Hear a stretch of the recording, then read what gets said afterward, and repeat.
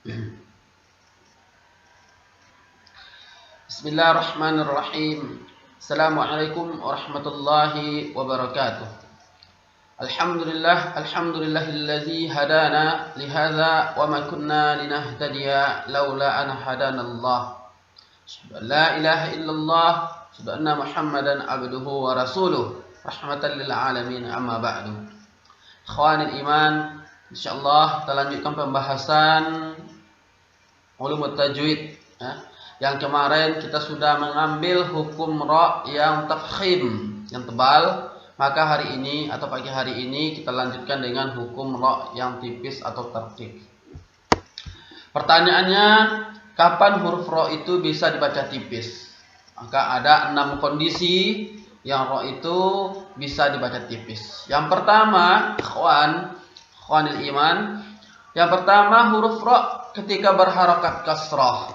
Jadi ketika ra berbaris di bawah, maka itu wajib untuk ditipiskan bacaannya ya, atau ditarqiq ya, tarqiq. Yang kedua, huruf ra berharakat sukun, baik asli ataupun arid. Kalau asli, sukunnya asli, tidak ada harakat. Ketika arid, aslinya ra itu ada harakat tapi disebabkan oleh waqaf atau berhenti, maka ra dibaca tipis. Dan huruf sebelumnya berharakat kasrah. Jadi huruf sebelum ra yang tadi sukun sebelumnya harus berharakat kasrah, dan setelahnya bukan huruf isti'la. Ya, artinya setelahnya selain daripada huruf isti'la. Huruf isti'la ada 7 yang terdapat dalam kalimat khussadaqti hil ya, khussadaqti hil. Baik, yang ketiga huruf ra berharakat sukun arid. Huruf sebelumnya sukun dan sebelumnya berharakat kasrah. Ya. Jadi ini ada 3. Pertama, huruf ra harus sukun, huruf sebelumnya sukun, ya, dan huruf sebelumnya lagi berharakat kasrah. Yang keempat, huruf ra berharakat sukun arid, artinya dia sukun disebabkan oleh waqaf atau berhenti. Sebelumnya huruf ya mat. Jadi ada huruf ya di sebelum huruf ra yang sukun tersebut, artinya ada mat tabi'iyah sebelum huruf ra tersebut.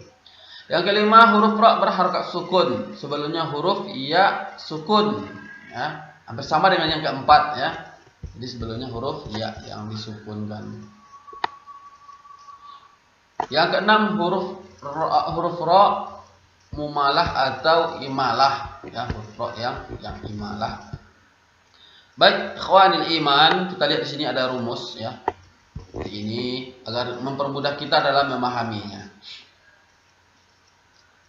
Jadi ra tipis di dalam 6 kondisi. Dalam 6 kondisi ya. Di sini ada satu lagi di bawah. Yang pertama, ra ketika dia berharakat kasrah, seperti contoh ar-rijal, ar-rijal. Ri tipis ya, jangan ri.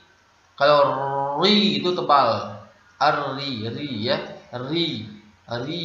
Biasanya ketika tarqiq itu lidah melengkungnya ke bawah ya. Dia tidak terangkat sampai ke atas.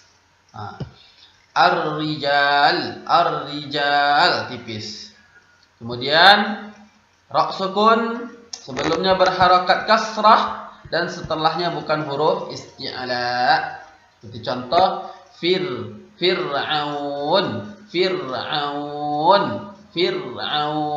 tipis ya, jangan fir. Kalau fir tebalnya. Fir'aun tipis.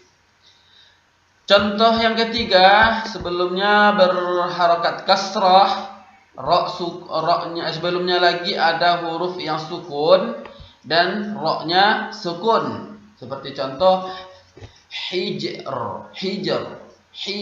tipis ya, as-sihr, hijr, as-sihr. Jadi ra di sini berharakat sukun arid. Asli kan ada harakat as-sihru ya, aslinya akan, tetapi karena kita waqaf atau berhenti di sini, ra-nya disukunkan, dibaca tipis. As-sihr. Jadi ra tetap dibaca. Jangan dibaca as-sih salah. Akan tapi as-sihr. Tapi roknya tipis. Yang keempat, rok sukun arid dan sebelumnya huruf ya maddiyah, ya. Ya yang disukunkan. Seperti contoh qadir. Artinya kan di sini roknya berharokat dhammah matain.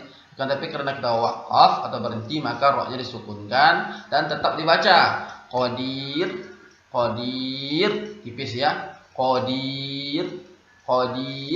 Jadi lidahnya melengkung ke bawah.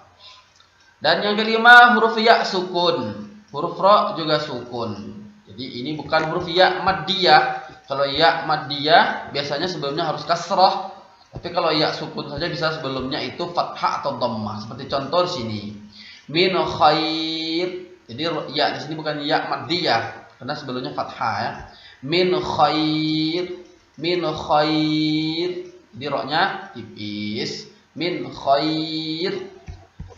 Dan yang terakhir yang keenam, ro mumalah atau imalah. Ya, terdapat dalam satu surat yaitu surat Hud ayat 41. Wa qala irkabu fiha bismillahi majriha wa mursaha. Dalam kata majriha ya, dalam kata ini. Di situ ada imalah yang dimana ro-nya dibaca tidak fathah dan tidak juga dhammah, tidak juga kasroh ya. Jadi dibaca bukan maj'araha bukan atau majriha tidak, tapi dia lebih condong ke huruf e ya. Maj'riha. Nah, itu disebut dengan imalah dan dia ditipiskan ya, ro-nya ditipiskan. Kita ulang sekali lagi.